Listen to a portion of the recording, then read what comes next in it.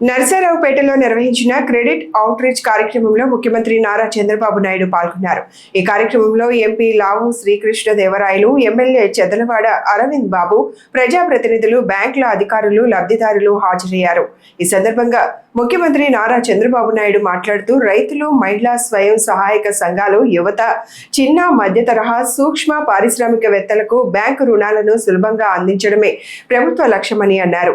రుణాలను సద్వినియోగం చేసుకుని స్వయం ఉపాధి అవకాశాలు పెంచుకోవడంతో పాటు ఆర్థికంగా బలోపేతం కావాలని లబ్ధిదారులకు సూచించారు. కేంద్ర, రాష్ట్ర ప్రభుత్వాల సమన్వయంతో అభివృద్ధి, ఉపాధి కల్పనకు ప్రాధాన్యం ఇస్తున్నామని తెలిపారు. ఈ కార్యక్రమంలో వివిధ బ్యాంకుల ద్వారా అర్హులైన లబ్ధిదారులకు రుణ మంజూరు పత్రాలను ముఖ్యమంత్రి అందజేశారు. అందరికీ నమస్కారాలు. ఈరోజు పల్నాడులో ఒక పవిత్రమైన కార్యక్రమానికి శ్రీకారం చుట్టాం. ఈ పవిత్రమైన కార్యక్రమానికి కారకురాలైనటువంటి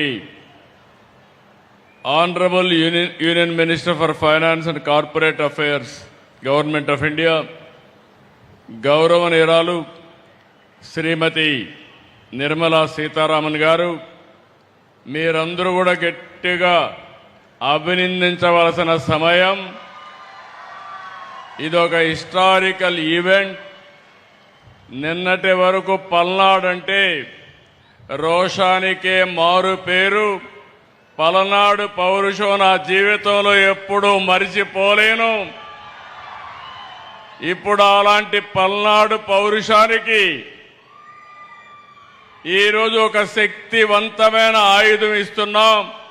అదే మీరందరూ కూడా పారిశ్రామికవేత్తలు కావాలి, దానికి పల్నాడు చిరునామాగా ఉండాలని ఈరోజు ఈ కార్యక్రమానికి శ్రీకారం చుట్టాం.